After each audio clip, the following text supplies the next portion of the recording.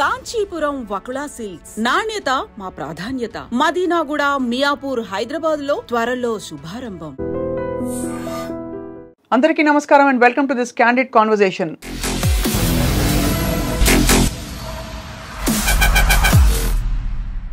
కొన్ని రోజుల క్రితం, బహుశా వారం రోజుల క్రితమే, రజిత మైనంపల్లి అనే ఒక ఉద్యమకారిణి అండ్ స్పీకర్, అనేక ఛానల్స్లో గొప్ప కుటుంబ విలువల గురించి అనేక విషయాలు చెప్పే ఈ వ్యక్తి జీవితంలో ఒక దారుణమైన విషాదం చోటు చేసుకున్న సంఘటన మనందరం చూసాం.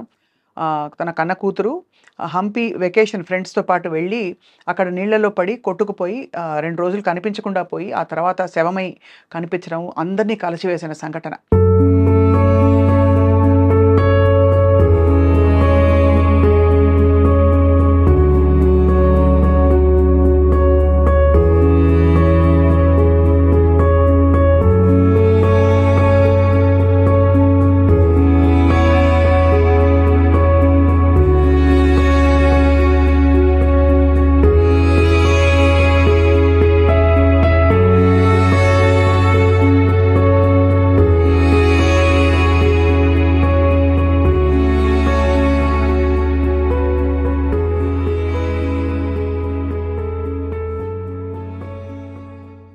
అయితే ఈ సంఘటన వెనక ఏం జరిగింది, ఎందుకు ఇలా జరిగిందని నిజంగా ఆరా తీసి తెలుసుకోకుండా మీడియా ఛానల్స్ కావచ్చు, చుట్టూ ఉండే వ్యక్తులు కావచ్చు, నిజంగా నోటికొచ్చినట్టు దుర్భాషలాడి అనేక రకాల అలిగేషన్స్, అంటే అనేక రకాల ఆరోపణలు చేస్తూ గెస్ వర్క్ చేస్తూ బహుశా ఇలా జరిగిందేమో అని చూసినట్టుగా తెలుసుకున్నట్టుగా చెప్పి కుటుంబాన్ని నిజానికి రచ్చకి ఇడిచారని చెప్పాలి. రజిత మైనంపల్లి గారితో నేను మాట్లాడింది కరెక్ట్గా హంపీకి బయలుదేరిన సమయంలో అనుకోకుండా యాదృచ్ఛికంగా ఫోన్ చేస్తే గగ్గోలు పెట్టి ఆవిడ ఏడుస్తున్నారు. నా బిడ్డ కనిపించట్లేదు నిన్నటి నుంచి అని వార్త వచ్చింది, ఇంతవరకు దర్శనం ఇవ్వలేదు అని చెప్పి ఆవిడ చెప్పిన తీరు గుండె అసలు పిండేసినట్టు అయిపోయింది. కూతురు కొట్టుకుని అక్కడ నీళ్లలో కొట్టుకుపోతుంటే తల్లికి ఎలా ఉంటుందో ఊహించుకోవచ్చు. ఇవాళ ఇదే అంశంపై మాట్లాడబోతున్నాం. జరిగిన సంఘటన ఏమిటి, అవాస్తవాలు ఎలా బయటకు వచ్చాయి, ఈ అంశంపై మాట్లాడడానికి మనతో పాటు అందరికీ సుపరిచిత సామాజిక ఉద్యమకారిణి అండ్ అలాగే కౌన్సిలర్గా, వక్తగా మనందరికీ సుపరిచితులు కృష్ణకుమార్ గారు ఉన్నారు. నమస్కారం మ్యామ్. నమస్తే. మీరు కూడా ఈ సంఘటన చూశారు? చూసానండి. చాలా చాలా బాధ అనిపించింది నాకు. ఎందుకంటే బిడ్డలు లేని వాళ్ళకి ప్రేమ ఉండదని నేను అనను, కానీ ఎవరికైనా ప్రేమ ఉంటుంది. కానీ ఒక సామెత ఉంది, ఎవరమ్మ చచ్చిపోతే వాళ్ళు ఏడుస్తారు అన్నట్టు. ఎవరి బిడ్డ చచ్చిపోతే ఆ కడుపు కదులుతూ చూసారా, ఆ పేగు కదులుతూ చూసారా. ఇప్పుడు మనము మూసి కంఠం ఉంది, అది చాలామంది చాలా గొప్పగా చెప్తారు ఏదన్నా చెప్పేటప్పుడు. ఏమని, అసలు ఒక బిడ్డని కనటం అంటే పునర్జన్మనివ్వడం, ఇలా అది వాస్తవమే. కానీ చాలా గ్లోరిఫై చేసి చెప్తారు. కానీ అలాంటి పరిస్థితిని ఎవరైనా ఒక నెగిటివ్గా ఎదుర్కొంటున్నప్పుడు ఎంత నొప్పులు పడి మనం కన్నా ఎంత ఏడుస్తాము, ఎంత బాధలు పడతాము, ఎంత ప్రసూతి వైరాగ్యం వస్తుంది, అన్నీ వస్తాయి. కానీ ఒక్క క్యార్మ్ అనే ఒక ఏడుపును చూసారా, వెంటనే నవ్వు వచ్చేస్తుంది మనకి. అంటే ఎంత విచిత్రమో చూడండి. అప్పటిదాకా అంత బాధపడ్డాం, ఇప్పుడే సంతోషం వచ్చేసింది. మరి ఇలా పెంచే క్రమంలో ఎన్నిసార్లు బాధపడతాము, ఎన్నిసార్లు సంతోషపడతాము. వాళ్ళ పన్నున్నా సంతోషపడతాము, నవ్వినా సంతోషపడతాము, నడిచినా సంతోషపడతాము. ఇంత సంతోషపడతామే. ఈ బిడ్డలు పెరిగేటప్పుడు ఎన్నో కష్టాలు ఉంటాయి, పిల్లలతోటి ఎదురు దెబ్బలు ఉంటాయి, అలాగే సంతోషాలు కూడా ఉంటాయి. ఏదైనా ఒకసారి మా అమ్మాయి స్కూల్లో జిమ్నాస్టిక్స్ చేసేది. రిబ్బన్తో చేస్తారు కదా, అది చేస్తూ ఉండేది. చేస్తూ ఉంటే స్కూలు స్పోర్ట్స్ డే రోజు ఆ ప్రోగ్రాం జరుగుతుంది. పక్కనే కూర్చున్నారు. వాళ్ళకి మా అమ్మాయి అని తెలీదు. వాళ్ళు ఎంతలా అంటున్నారంటే, అబ్బా ఎలా చేస్తుంది, ఎట్లా చేస్తుంది, అబ్బా ఎంత ప్రాక్టీస్ చేసి ఉంటుంది, అది ఇది అని అంటే ఆటోమేటిక్గా నా కళ్ళల్లో నీళ్ళు వచ్చినాయి. అవి ఆనంద బాష్పాలు. అలాగే ఇబ్బంది పెట్టిన సందర్భంలో కోపంలో కూడా కన్నీరు వస్తుంది మనకి. అలాగే వాళ్ళకి ఏదైనా కష్టం వచ్చింది అంటే బాధలో కూడా కన్నీరు వస్తుంది. ఇలా ఎన్ని రకాల కన్నీళ్ళు దాటి దాటి దాటి మనం ఒక తీరానికి చేరతాం. వాస్తవం కదా. తీరానికి ఎప్పుడు చేరతాము? వాళ్ళు మంచిగా చదువుకుని మంచిగా సెటిల్ అయ్యారనే సెటిల్ అయ్యి నమ్మకం మనకు కలిగిన తర్వాత వాళ్ళకి పెళ్ళయ్యి వాళ్ళకి పిల్లలు వచ్చిన తర్వాత ఆ పిల్లల్ని మన పిల్లల్ని మనం ముద్దాడలేమండి సరిగా 100%. కానీ మన గ్రాండ్ చిల్డ్రన్ ఉంటారు చూసారా, మన పిల్లలకు పుట్టిన పిల్లలు, అసలు మనం ఆ పిల్లల్ని కూడా వదిలేస్తాం. అవును.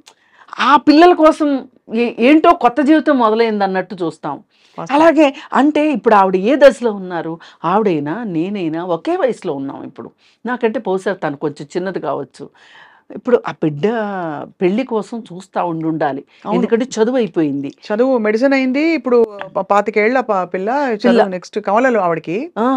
మా కవలల్లో పెద్ద పాప అమెరికాలో ఉంటుంది. అది అదే అసలు అంటే ఇప్పుడు ఇంత ఇది ఒక జర్నీ కదండి, ఒక ప్రయాణం. ఈ ప్రయాణంలో కష్టాలు చూసాము, నష్టాలు చూసాము, సంతోషాలు చూసాము, ఎన్నో చూసి చూసి చూసి ఈ మధ్యలో ఆర్థిక సమస్యలు ఉంటాయి. ఎవరికైనా సరే పెద్దవాళ్ళకి పెద్దవి ఉంటాయి, చిన్నవాళ్ళకి చిన్నవి ఉంటాయి. ఈ పిల్లల జీవితం ఎట్లుండబోతుంది. ఒకసారి ఒక స్నేహితురాలు కూతురు పెళ్ళిలో ఆ స్నేహితురాలు ఏడుస్తుంది మొదటిసారి. ఇప్పుడు అప్పగింతల్లో ఆడపిల్ల ఏడుస్తుంది, వెళ్ళిపోయే పిల్ల ఏడుస్తుంది. అవును. కానీ తల్లి ఏడుస్తుంటే నాకు నేను దగ్గరికి వెళ్ళి అన్నాను, ఇంత సంతోషమైన టైంలో నువ్వు ఏడవడం ఏంటిది అని గట్టిగా కోప్పడితే అంది, ఏమో బాగుంటుందని కదా చేస్తున్నాము, రేపు బాగోపోతే అని ఒక ఆలోచన వచ్చింది, నా కూతురు నాకు దూరం అవుతుంది అని బాధ పేగు లాగేస్తుంది. అంటే ఇట్లాంటి నాకు చెప్తుంటే కూడా చాలా ఒళ్ళు జలతరిస్తుంది ఈ సంఘటనలన్నీ రికలెక్ట్ చేసుకుంటుంటే. మరి ఇవన్నీ దాటేసి ఒక క్షణం వచ్చేసింది, ఇది జరగకపోతే వచ్చే సంవత్సరం ఆ పై వచ్చే సంవత్సరం పెళ్లి చేసేది. అంతలా ఊహించుకుంటారు. అంటే ఎక్కడికో వెళ్ళిపోయిన మనసు ఇవాళ పాతాళంలోకి వెళ్ళిపోయినట్లు అయిపోయింది. కానీ పాతాళంలో ఉండిపోయేలా చేస్తున్నారు కొంతమంది. ఇది నాకు మరీ బాధగా ఉంది. చూసింటారు కదండి ఎన్ని. అయ్యో చూసి కౌంటర్ చేద్దామని కూడా నేను 2-3 అన్నాను కూడా, దీని మీద ఏమైనా సరే మాట్లాడాలి, ఇది మాట్లాడాల్సిన సందర్భం. ఏ విషయం మిమ్మల్ని కలిసివేసింది? ఏ విషయం అంటే అసలు ఇప్పుడు జరిగిందండి. ఇప్పుడు వీళ్ళు మాట్లాడింది ఎట్లా ఉందంటే, రాడిసన్ పబ్లో డ్రగ్స్ తీసుకున్న అమ్మాయి గురించి ఇలాగే మాట్లాడతారు వీళ్ళు. అవును. భర్త చేతిలో అన్యాయం అయిపోయి ముక్కలు కైమా కొట్టిన విషయంలోనూ ఇలాగే మాట్లాడతారు. అవును. ఇప్పుడు ఆ పిల్ల ఒక ప్రమాదంలో నీళ్ళలో పడి చనిపోయింది, ఆ విషయంలోనే ఇలాగే మాట్లాడతారు. ఏమంటే ఆ తల్లిదండ్రులకి ఇప్పుడు రాడిసన్ పబ్లో దొరికిన పిల్ల తాలూకు తల్లిదండ్రులకి బాధ ఉంటుంది. అవును. అందరూ ఏమంటారు, ఏం పెంపకం ఇది అంటారు. నేనంటాను, చాలా చిన్నప్పటి నుంచి ఉన్న సామెత, బిడ్డలు కంటాం కానీ రాతలు కంటామా అంటారు. ఇది చాలా లోతైన మాట. ఇప్పుడు ఎవ్వరూ చనిపోయే బిడ్డలను కందామని ఏ తల్లి అనుకోదు, ఒక దొంగని కందామని ఏ తల్లి అనుకోదు, అలాగే ఒక కూనికోరిని కందాము అని ఏ తల్లి అనుకోదు. ఏ తల్లి అయినా మంచి బిడ్డలే పుడతారు అనుకుంటుంది. ఒకవేళ వాళ్ళు చెడు మార్గంలోకి వెళ్ళినా మంచి మార్గంలోకి వస్తారని ఆఖరి ఊపిరి వరకు తల్లి ఎదురు చూస్తండి. నేను తండ్రుల సంగతి పెద్దగా చెప్పలేను, వాళ్ళ ప్రపంచం చాలా పెద్దది. అంటే తండ్రులు చెడ్డవాళ్ళని కానీ వాళ్ళకి దుఃఖం ఉండదని కాదు, తల్లులకు ఉండే అంత పాత్ర ప్రమేయం తండ్రికి ఉండకపోవచ్చు, అన్ని సందర్భాల్లో ఉండకపోవచ్చు. ఎందుకంటే మనకి 9 నెలలు మోస్తాం కదా, ఒక 5-6 కేజీలు, ఒక 4 కేజీలు బరువు ప్లస్ దాంతోపాటు ఉండే కొంత నీరు, కొంత రక్తము, ఇదంతా ఎవరి నెత్తి మీదన్నా పెట్టి 9 నెలలు నడవండి మీరు అంటే నడుస్తారా? అంతే కదా. ఎవరైనా ఎందుకు స్త్రీ ఈ పని చేస్తుంది? అది ప్రకృతి వరప్రసాదం అంటారు, ప్రకృతి ఇచ్చిన బాధ్యత అంటారు, లేకపోతే సృష్టి అంటారు, ఏదన్నా అన్నివ్వండి, మనమైతే చేస్తున్నామా లేదా? అవును, ప్రతి స్త్రీ చేస్తుంది కదా. మరి ఇలా చేసిన తర్వాత ఇలా జరిగింది, ప్రమాదవశాత్తు జరిగింది అనేది అక్కడ కళ్ళకు కట్టినట్టు అంటే ఆ ప్రమాదవశాత్తు అనేది రాసే వాళ్ళకి సరిపోట్లే. వాళ్ళ ఓన్ కథలు ఆ రాసుకున్నా కిక్కు వాళ్ళకి సరిపోవట్లా. అవును. నేను మొదటిసారి అండి శ్రీదేవి చనిపోయినప్పుడు ఎక్కడ సినిమా యాక్టర్ శ్రీదేవి దుబాయ్లో చనిపోయినప్పుడు ఆ మునిగిన వ్యవహారం చూసారా? జనరల్గా పోలీసులు చేస్తారు నిజ నిర్ధారణ కోసం. ఏం చేస్తారు సీన్ రీకన్స్ట్రక్షన్ చేస్తారు, అవును, రీక్రియేషన్ కూడా చేస్తారు. అవును. పోలీసులు చేయడం విన్నాం కానీ మీడియా ఛానల్స్ చేయడం మటుకు మరి వేరే దేశాల్లో ఎలా చేస్తారో నాకైతే తెలియదు, మీకే తెలియాలి. మన దేశంలో మటుకు జోహార్లు చెప్పాలి మీడియా. పరాకాష్ట. ఇది చూసిన వాళ్ళు ఏం అర్థం చేసుకోవాలనుకుంటున్నానంటే, మీకు కుటుంబాలు ఉన్నాయి, మీకు పిల్లలు ఉన్నారు, మీ పిల్లలకు కూడా జరగచ్చు. జరగాలని మటుకు నేను కోరుకోను, మనస్ఫూర్తిగా జరగకూడదనే కోరుకుంటాను. మరి మీ పిల్లలకు జరిగినప్పుడు కూడా ఇలాగే యాగి చేసి ఒక ఏది బాసర్లపల్లిలో ఒక విస్ఫోటనం జరిగింది చూడండి. అవును, అట్లా వీళ్ళు దాన్ని ఒకళ్ళేమో ఆత్మహత్య అని క్వశ్చన్ మార్క్, ఇంకోళ్ళు లవ్ ఫెయిల్యూర్, ఘోరమైన నిజాలు బయటికి వస్తున్న ఘోరమైన ఇంతవరకు అమ్మాయి మనకు తెలుసండి. ఆ అమ్మాయి, నేను వెళ్ళి రజిత గారిని పలకరించాను, పరామర్శించి వచ్చాను. ఆ అమ్మాయి ముందు రోజు రామకోట రాసుకుంది అక్కడ యాదృచ్ఛికంగా, అంటే ఫ్రెండ్స్తో వెళ్ళిన ఎక్స్కర్షనే. అది హనుమంతుడి జన్మస్థలం అని తర్వాత తెలిసింది. అంటే ఇది ఏంటి ప్లేస్ అని తెలిస్తే ఇవన్నీ, అంటే ఒక విధమైన ఒక వాతావరణంలో ఆ అమ్మాయి రామకోట రాసుకుంటూ అది ఆ ఫోటోలు కూడా పెట్టి, మొన్న దేవీ నవరాత్రులకి అమ్మాయి డాన్స్ నేర్చుకుంటుంది, క్లాసికల్ డాన్స్. అన్ని అమ్మవారి అవతారాలన్నిటి మీద కూడా తను అనేక పోజెస్తో ఒక చిన్న చిన్న డాన్స్ ఐటమ్స్ చేసి ఆ వీడియోలన్నీ చూపిస్తుంది. తల్లి చక్కగా పెరిగిన పిల్ల, ఆ బిడ్డకి ఇవన్నీ ఇష్టము, ఇంత భక్తి ఉన్న బిడ్డ, ఇలాంటి బిడ్డని అన్ని మాట్లాడడం, నన్ను నా కుటుంబాన్ని ఇలా రాయడం అన్నది నిజంగా ఆ తల్లి ఆవిడ చెవుల్లో ఇప్పుడు ముందు ఏమో ఇటువంటి ఒక కష్టం, దానికి మించిన కష్టం ఇది. మీరు అన్నట్టుగా కోలుకోలేని పరిస్థితి. కోలుకోలేని ఆమె పాతాళంలోకి నెట్టేశారు వీళ్ళు. ఇప్పుడు ఆ పాతాళంలో నుంచి ఆవిడ బయటికి రావాలండి. ఎట్టి పరిస్థితుల్లో రావాలంటే ఏం చేయాలి చెప్పండి? రావాలంటే ఏం లేదండి, ఆ పాపకి ఏది నచ్చిందో అది ఆ తల్లి చెయ్యాలి. ఏదో ఆ పాప ఈ ప్రపంచంలో ఒకటి వెళ్ళింది, ఏదో ఒక బాధ్యత వదిలిపెట్టి వెళ్ళింది. ఆ బాధ్యతను నెరవేర్చాలని అనుకోవాలి. ఇంకొకటండి, నేను ఈ ప్రాణం ఎవరిదైనా ప్రాణమేనండి. ఇప్పుడు మైనంపల్లి రజిత గారు ఉన్నారు, వాళ్ళ అమ్మాయి ప్రాణానికి మనం ఏదో ఎక్కువ విలువ ఇచ్చేస్తున్నామని, గ్లోరిఫై చేసేస్తున్నామని నేను చెప్పను. కానీ కన్న తీపి కడుపు తీపి దగ్గరకు వచ్చేసరికి ఏ తల్లికైనా కడుపు తీపి అదే కదా. అంతే కదండి. ఇప్పుడు ఎవరైనా పుట్టేది ఆ కష్టాల్లో, ఆ నెప్పులతోనే పుడతారు. పుట్టాక కదా ఎవరికి పుట్టామని తెలిసేది. పుట్టకముందు ఎవరికి తెలుసు? ఇప్పుడు మీరు ఒక ఛాయిస్తో పుట్టారా? నేను ఒక ఛాయిస్తో పుట్టానా? నా పిల్లలు కూడా ఛాయిస్తో పుట్టలా. అవును, నాకు పుట్టారు కాబట్టి నాకు నచ్చారు, నేను కన్నాను కాబట్టి కాకి పిల్ల కాకి ముద్దు అంటారు. అలాగే ఆవిడ కూతురు ఒక్కవేళ రామకోటి రాయలేదండి, ఆమెకంత భక్తి లేదు అండి అనుకుందాం పోని. అయితే మటుకు నేనేమంటా, అయితే కూడా మాట్లాడే హక్కు లేదు మీకు. అదే మీ మీడియా ట్రయల్స్ వేసే హక్కు మీకు లేదు. అది ఇప్పుడు ఆ రోజు శ్రీదేవి మరణం అప్పుడు ఎలా పడుకుంది, ఎలా చేసింది, ఇలా పడింది, అలా పడింది, అసలు ఎలా చూసినట్టు ఎట్లా చెప్తామండి అసలు? ఇప్పుడు కొన్ని సందర్భాల్లో నా గురించి కూడా బహుశా అనుకోవచ్చు ఎవరన్నా, ఈవిడేంటి ఆ భార్యాభర్తలు నిజంగా అంతా కొట్టుకుంటే ఈవిడేదో పక్క నుండి చూసిందని మాట్లాడతారు అని నన్ను కామెంట్ చేసేవాళ్ళు కూడా ఉన్నారు. నేను ఒకటే చెప్తా, భావోద్వేగాల విషయంలో కొంచెం డిగ్రీలు అటు ఇటు ఉండొచ్చు, కానీ ఇలాంటి ఇబ్బందులున్న కుటుంబాల్లో ఇంతకంటే వేరేగా జరుగుతాయి అనడానికి లేదు. అటు ఇటు అంతే, కానీ జరిగేది మట్టుకు అది వాస్తవం. ఇప్పుడు ఈవిడ విషయంలో నేనేం కోరుకుంటున్నానంటే, రజిత గారి దగ్గర నుంచి వాళ్ళని ఎంత బలంగా కొడితే అంత బలంగా వెనక్కి వస్తాడు. ఈవిడ ఖచ్చితంగా బౌన్స్ బ్యాక్ అవ్వాల్సిందే. ఎందుకు అవ్వాలో కూడా చెప్తాను నేను. ఎందుకంటే ఆ పాపను కన్నే విషయంలో కానీ, పెంచే విషయంలో కానీ, ఆ పాప హంపి వెళ్ళే విషయంలో కావచ్చు, అక్కడ ప్రమాదం జరిగిన విషయంలో కావచ్చు, ఈవిడ తప్పేంటో చెప్పండి. ఏమీ లేదు. ఏమీ లేదు. కానీ ఆవిడ తప్పు కాని దానికి ఆవిడ ఎందుకు బాధపడాలి? ఆవిడ ఒకే విషయానికి బాధపడవచ్చు. ఆమె కడుపు కదిలిందా తీపి కోసం ఆవిడ బాధపడాలి.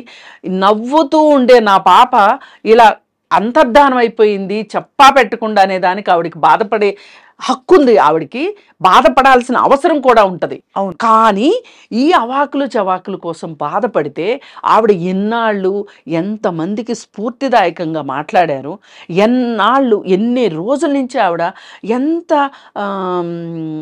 లైవ్లీగా మాట్లాడతారండి. నేను అనుకుంటా ఆవిడ వీడియోలు నేను బాగా చూస్తుంటా, చాలా కలుపుతారండి. అంటే ఆవిడ డీటెయిల్స్ ని, వివరాలని అర్థం చేసుకునే ఒక మెచ్యూరిటీ ఉంది ఆవిడలో. అదే కాదండి, ఆవిడ ఏది చెప్పినా ఆవిడ అనుభవిస్తున్నట్లు చెప్తారు. ఆవిడ ముఖ కవళికలు కావచ్చు, ఆ బాడీ లాంగ్వేజ్ ఎలా ఉంటుంది అంటే ఆమె అక్కడ ఉందా అనిపించేలాగా, అంటే అంత లీనమైపోయి మాట్లాడతారు. ఇప్పుడు ఒక సమస్య గురించి అడిగామనుకోండి, ఆ సమస్య ఆవిడకే వస్తే ఆవిడ ఎలా ఫీల్ అయ్యి ఆవిడ ఎలా మాట్లాడతారు, ఆవిడ ఎలా ఉంటారు అనేటట్లు చెప్తుంది.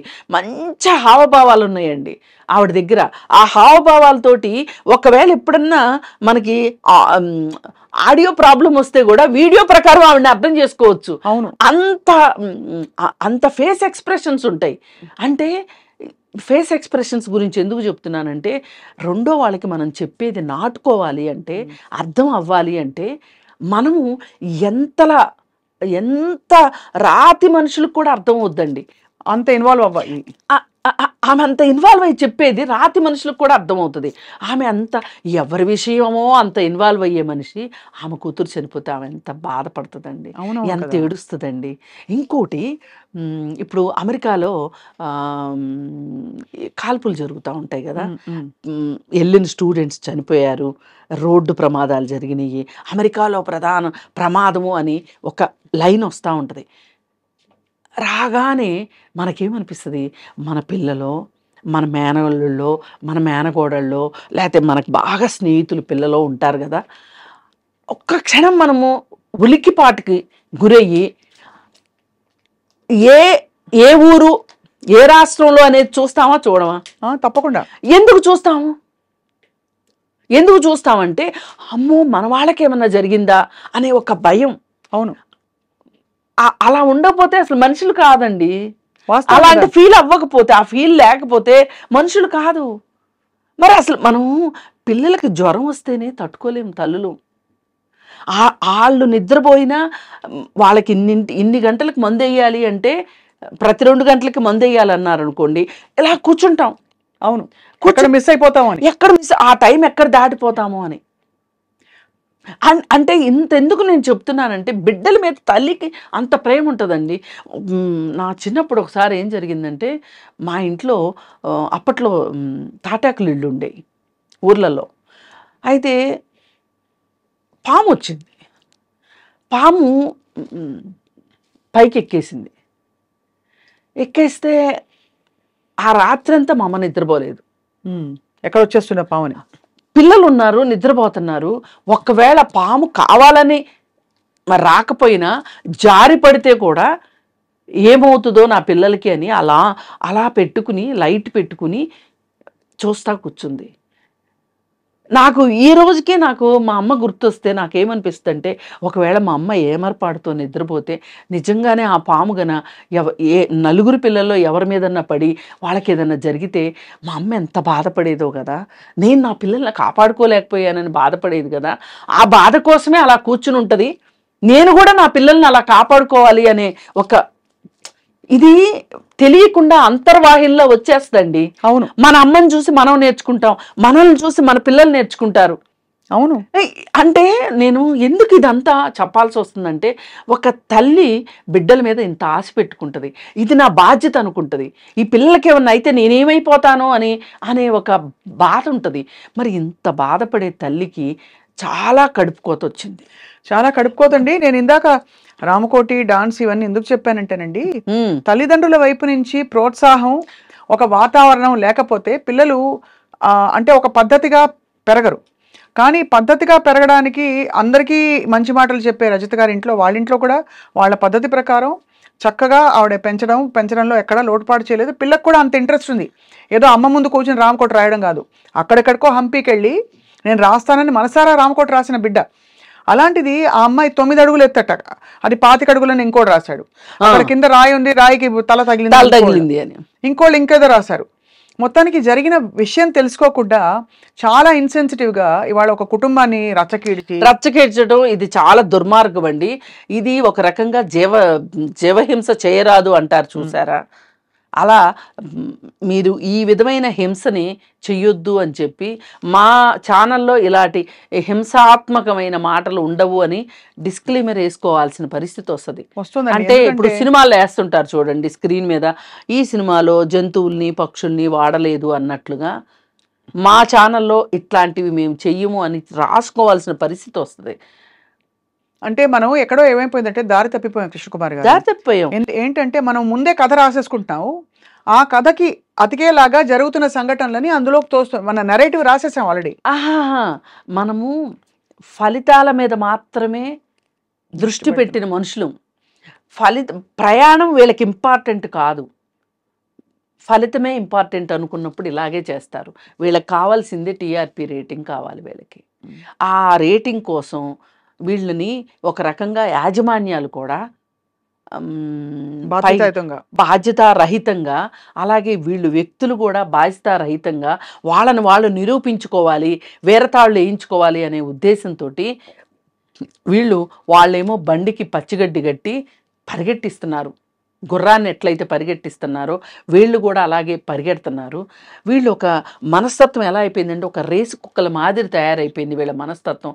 ఎప్పుడు ఏం వస్తుందా, ఏ టాపిక్ వస్తుందా, రెడీగా ఉందాం మనం, అస్త్రశస్త్రాలు రెడీగా పెట్టుకొని, కెమెరాలు అవి రెడీగా పెట్టుకొని, యాంకర్లు రెడీగా పెట్టుకొని, ఇట్లాంటివి మాట్లాడడానికి కొంతమంది యాంకర్ని స్పెషల్గా ట్రైన్ చేస్తున్నారా అనిపిస్తుంది. అసలు వాళ్ళు ఎట్లా చెప్తారంటే, ఇప్పుడు సినిమా ప్లే అవుతూ ఉంటే, మనం సినిమా చూస్తూ ఉంటే పక్కన బ్యాక్గ్రౌండ్ మ్యూజిక్ వస్తూ ఉంటుంది చూడండి, అలాగా అదే అలా అంటే ఒక నాటకీయంగా ఆ అమ్మాయి వెళ్ళి నిలబడిన సమయంలో వెనక నుంచి ఎవరైనా వచ్చారా, తోసారా అంటే అసలు అక్కడ ఆస్కారం కూడా ఉండని విషయాలని ప్రస్తావించి మరింతగా దాన్ని సాగదీసి, అంటే ఇది చాలా దురదృష్టకరమైన పోకడండి ఖచ్చితంగా. కానీ దీనికి విరుగుడు వస్తుంది, విరుగుడు వచ్చి అండ్ ఎలా అయితే చెడుని సహించకూడదో భరించకూడదో, ఇలా జరిగినప్పుడెల్లా మీలాంటి వారు వచ్చి 4 అక్షింతలు వేస్తేనే ఖచ్చితంగా మాట్లాడాలండి.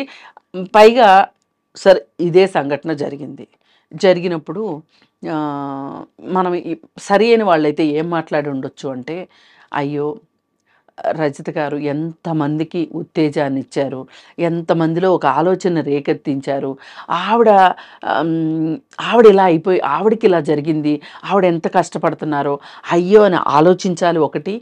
రెండోది ఏం చెయ్యాలి అంటే, అది బాధ్యత రహితంగా జరిగిందా, అనుకోకుండా జరిగిందా, ఎలా జరిగిందా అనేది కాసేపు పక్కన పెట్టి, ఈ ఘటన ఎవరికైనా ఒక గుణపాఠంగా ఉపయోగపడేలాగా వీళ్ళు చేసుంటే ఆ అమ్మాయి చనిపోయిన దానికి కొంత ఏదో, నేను సార్థకత అనే పెద్ద మాట అనను కానీ ఇంకెవరన్నా జాగ్రత్త పడే అవకాశం ఉండేది, అంటే కొన్ని ప్రాణాలను రక్షించడానికి పనికొచ్చేది. అది చెప్పాల్సింది పోయి వీళ్ళు నోటుకొచ్చినట్లు పిచ్చ ప్రేలాపనలు. ఈ ప్రేలాపనలు కూడా సంధి ప్రేలాపనలు అంటారు చూడండి. మనిషి చచ్చిపోయే ముందు మాట్లాడుతూ ఉంటారు, ఎక్కడెక్కడయో గుర్తొస్తూ ఉంటాయి వాళ్ళకి. నేను వీళ్ళు మాట్లాడిందని నేను అలాగే చూస్తాను. ఆ పిచ్చి ప్రేలాపనలు, సంధి ప్రేలాపనలు మంచిది కాదు. అసలు వీళ్ళు ఒక పండగ చేసుకున్నట్లుగా, అంటే నేను ఇంకా బాగా చెప్పానంటే నేను ఇంకా బాగా చెప్పాను. ఇప్పుడు పైగా కొత్తగా ఏమైపోతుంది అంటే, ఈ స్క్రీన్స్ వచ్చేసినాయి, స్క్రీన్స్ ముందు నుంచొని మాట్లాడేసేయటం, అదేదో ఒక గొప్ప లాగా ఫీల్ అవుతున్నారు. మనకి టెక్నాలజీ వచ్చింది, దీన్ని పూర్తిగా వాడేసుకుంటున్నాం మనం అనే ఒక ఫీలింగ్ కూడా వీళ్ళకి కనిపిస్తున్నట్టుంది. ఏదైనా అవుట్కమ్ ఏంటి అంటే అదే డబ్బే. ఇప్పుడు టీఆర్పీ రేటింగ్ వచ్చింది, టీఆర్పీ రేటింగ్ వస్తే డబ్బు వస్తాయి, వ్యూస్ వస్తే డబ్బులు వస్తే వీళ్ళకి జీతాలు పెరుగుతాయి. అదే కానీ ఒకటైతే వాస్తవం అండి, మనకి డబ్బు రావాలనుకోవడం వేరు, కానీ శవాల మీద నడిచొచ్చే డబ్బు మట్టుకు మనకు వద్దు. చాలా ఆ డబ్బు మట్టుకు మనకొద్దు. అందుకని నేనేం కోరుకుంటున్నానంటే రజిత గారి దగ్గర నుంచి ఎవరు ఎన్ని మాట్లాడినా, ఎవరు ఎంత ఆవిడ ఆత్మస్థైర్యాన్ని దెబ్బ తీశారు అని అనుకున్నా, ఆవిడ కూడా ఫీల్ అయినా, ఆవిడ ఎంత త్వరగా బయటికి వచ్చి ఎంత పాత రజిత గారు ఎట్లా అయితే సమాజానికి ఉపయోగపడేటట్లుగా ఉన్నారో అలా ఉండాలని నేను కోరుకుంటున్నా. అది మాత్రమే ఆవిడ్ని ఈ బాధ నుంచి బయటకు తీసుకొచ్చి. ఖచ్చితంగా నేను అదే మాట చెప్పానండి. ఎందుకంటే నేను అంటే జరగరానిది జరిగిపోయిందండి. కానీ ఇప్పుడు ఏమిటంటే ఈ దీనిలోంచి బయటకు వచ్చి ఎలాగైతే 10 మంది ఇప్పుడు ఒక చోటు నుంచి బయలుదేరి వచ్చి రెడీ అయ్యి ఒక ఛానల్లో కూర్చుని మాట్లాడడం ఎంత పాపులారిటీ వచ్చేస్తుందండి. ఏం చేసేస్తారు, ఏం డబ్బులు వచ్చేస్తాయి వాళ్ళకేం, మీలాంటి వాళ్ళకి ఏమొస్తుందండి డబ్బుగా. అసలు కాదండి వాళ్ళు నిజంగానే ఇప్పుడు మీరు అంత బయలుదేరి వస్తారండి, మీరు కూర్చుని అంత ఓపిక చేసుకుని వస్తారు కదా, ఎందుకు అది అప్రిషియేట్ చేయాలి కదా అందరూ. మీలాంటి వారు, మీరు కావచ్చు, రజిత గారు కావచ్చు, అది అప్రిషియేట్ చేయాలి. ఎందుకు మీకు ఒక సమాజం పట్ల, మనుషుల పట్ల ఒక ప్రీతి లేకపోతే ఎందుకు నా టైం వేస్ట్ అనుకోవచ్చు కదా. మనము ప్రతి ఒక్కళ్ళు సామాజిక బాధ్యత అనుకోవాలండి. నా వల్ల ఒక్కళ్ళన్నా ఇప్పుడు నేను ఎందుకు రజిత గారి గురించి మాట్లాడుతున్నా, రజిత గారు ఈ సమాజానికి కావాలి కాబట్టి మాట్లాడుతున్నా. నా స్వార్థం అది. ఆవిడ బాధ తగ్గాలి, ఆమె ఎంత త్వరగా మనుషుల్లోకి వస్తే నలుగురికి ఉపయోగపడే మనిషి అండి ఆవిడ. ఆవిడ నేను నాగ్తో చాలా ఇంటర్వ్యూస్ చూశాను. నేను ఆ నాగ్తో చూసిన ఇంటర్వ్యూల్లో ఎంత బాగా, అసలు ఎంత తీయగా, నేను అంత తీయగా మాట్లాడలేను, నాకు రాదు అసలు అంత తీయగా మాట్లాడటం. ఆవిడ ఏంటో అసలు ఎంత మృదు మధురం అంటారు చూడ, అట్లా చక్కగా మాట్లాడే మనిషి ఆవిడ మట్టుకు కోలుకోవాలండి. రైట్, కోలుకుని బయటకు వస్తే ఆమె బాధ్యత ప్రకారం ఆవిడ ఉంది. అరే మనమే బాధ్యతారహితంగా వ్యవహరించాము అని వీళ్ళకి చెంపదెబ్బ కావాలని నేను కోరుకుంటాను. తప్పకుండా ఐ థింక్ మీ మంచి మాటలు ఆవిడ దాకా చేరతాయని ఆశిస్తున్నాము కృష్ణకుమారి. నేను కూడా కలుస్తానండి ఆవిడని ఖచ్చితంగా. నేను అసలు ముందే ప్లాన్ చేసుకుని వెళ్ళి కలుద్దాం ఒకసారి అని. కానీ నాకేమనిపించిందంటే ప్రతి ఒక్కళ్ళు వెళ్ళి ఆ బాధ ఎలా ఉంటుందో నాకు తెలుసు, వచ్చి ఓదార్చే క్రమంలో మనం ఇంకేదన్నా, అవును, ఇంకేదన్నా ఆవిడని కొంచెం బాధ పెట్టేలాగా మాట్లాడడం. తెలుసు చాలా సున్నితమైన సమయం కాబట్టి, సున్నితమైన విషయం. నేను వెళ్ళినప్పుడు కూడా నిజంగా అంతా ఒక మదన పడ్డా. నేను కూడా తల్లిని కాబట్టి ఆ తల్లికి ఏం చెప్పలేము, తొందరగా కోలుకొని చెప్పలేము. అక్కడ కూర్చుని అక్కడ ఆ వాతావరణంలో అమ్మ మీరు బయటకు రావాలని చెప్తే వాళ్ళ బాధను అర్థం చేసుకుని వాళ్ళు అవుతాం. అలా అని వింటూ ఉంటే వాళ్ళకి ఏడుపు వస్తుంది. ఏమనాలో అర్థం కాని పరిస్థితుల్లో కొంత ఓదార్పునిచ్చే ప్రయత్నమే చేస్తాం మనం. మీరు తప్పకుండా వెళ్తారు. నేను వెళ్తాను. నేను వెళ్ళి ఆమె బయటికి రావాలని ఎందుకు కోరుకుంటున్నానంటే, ఇది చెప్పు దెబ్బ కావాలి. అవును, కుక్క కాటికి చెప్పు దెబ్బ అంటారు చూసారా, అది అవ్వాలంటే అరే ఇంత స్ఫూర్తిదాయకమైన మనిషి గురించా, మనిషి పిల్లల్ని పెంచడం రాలేదనో లేకపోతే ఇంకోటో మాట్లాడామా మనము. ఇప్పుడు ఇదే ప్రమాదాన్ని ఇంకో రకంగా చెప్పొచ్చు, సమాజానికి ఉపయోగపడేలాగా. ఖచ్చితంగా అక్కడ పర్యాటక రంగం వాళ్ళ బాధ్యతారాహిత్యం ఎంత ఉంది అక్కడ పెట్టాలి. ఇక్కడ కరెంట్లు ఉన్నాయనే ఒక బోర్డు పెట్టాలి. డేంజర్ జోన్ ఇది అని, డేంజర్ జోన్ అని ఇదేని పెట్టాలి. పైగా దీని విషయము చెప్పేటప్పుడు ఎవరైనా యువత అమ్మో అంటే మనం ఒక గైడ్ లేకోకుండా వెళ్ళడం వల్ల కావచ్చు, ఆ వెళ్ళిన కొత్త ప్రదేశాన్ని ఆకలింపు చేసుకోకుండా మనము ఇలాంటి పరిస్థితుల్లో సాహసాలు చేయకూడదని కానీ మనం ఇది నేర్పాలి. ఇది నేర్పాల్సింది పోయి మనము ఎక్కడికి తీసుకెళ్ళాం దాన్ని. కుటుంబంలో ఏదో అవుతోంది, ఎవరో ఏదో రాచరంపాన పెట్టారో, లేకపోతే లవ్ ఫెయిల్యూర్, ఇంకోటో. అవునండి, ఘోరమైన నిజాలు. నేను ఒకటే చెప్తా, లవ్ ఫెయిల్యూర్ అయ్యి ఆమె ఆత్మహత్య చేసుకుంది. మీకు వచ్చిన బాధ ఏంటి? ఎవరు ఏడుస్తారు బిడ్డ చచ్చిపోతే? ఆ తల్లి ఏడుస్తుంది. మీకేం పోయే కాలం వచ్చింది? మీరెందుకు ఏడుస్తున్నారు కూర్చుని స్టూడియోల ముందు కూర్చొని? అంతే. మొసలు కన్నీరు ఎందుకు కారుస్తున్నారు మీరు? అందుకని ఇవన్నీ చెక్ పడాలండి. మన మీడియా కూడా కొంచెం కాదు చాలానే కరెక్ట్ గా చెప్పారు. గైడ్ లైన్స్ ఫాలో అవ్వాల్సిన అవసరం ఉంది. చాలా మంచి మాట గుర్తు చేశారు ఈ సందర్భంలో కృష్ణకుమార్ గారు. తప్పకుండా మైనంపల్లి రజత్ గారు కోలుకుంటారు. అతి త్వరలో ఆవిడ బయటకు వచ్చి ఎప్పట్లాగే అంటే జీవితంతో ఇంకా ఒక సంధి కుదుర్చుకోవడమో ఏమంటారు కదా, సమాధాన పడి పరిస్థితులతో పోరాడతారని చెప్పి, జయిస్తారని చెప్పి కోరుకుంటున్నాం. ధన్యవాదాలు కృష్ణకుమార్ గారు. ధన్యవాదాలు.